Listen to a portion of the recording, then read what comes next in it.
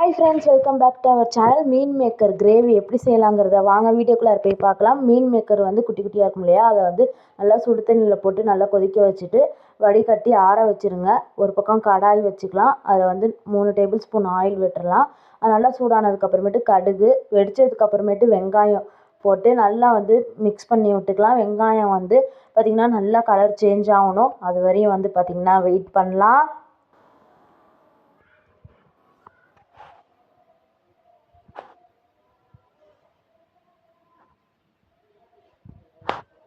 இப்போ பார்த்தீங்கன்னா வெங்காயம் வந்து லைட்டாக கலர் சேஞ்ச் ஆக ஆரம்பிக்குது. இந்த டயத்தில் கொஞ்சம் தக்காளியும் ப்ளஸ் வந்து கருவேப்பிலையும் ஆட் பண்ணிட்டு நல்லா வந்து வதக்கி விட்டுக்கலாம்.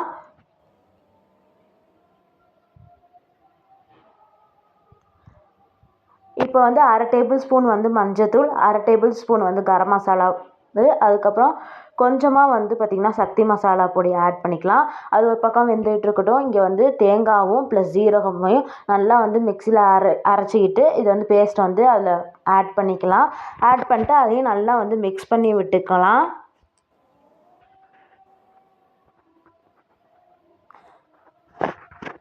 இப்போ தேவையான அளவு தண்ணி ஆட் பண்ணிக்கலாம். ஆட் பண்ணிட்டு தேவையான அளவு கொஞ்சம் உப்பை ஆட் பண்ணிக்கலாம். ஆட் பண்ணிட்டு நல்லா வந்து மிக்ஸ் பண்ணி விட்டதுக்கப்புறமேட்டு இப்போ நல்லா கொதிச்சிட்டு இருக்கும் இல்லையா, அந்த டயத்தில் வந்து பார்த்திங்கன்னா மீன் மேக்கரை எடுத்து ஆட் பண்ணிடலாம்.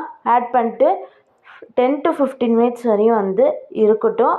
நல்லா கொதி வரப்போ வந்து ஆஃப் பண்ணிடலாம் ஃப்ரெண்ட்ஸ். இது வந்து கிரேவி.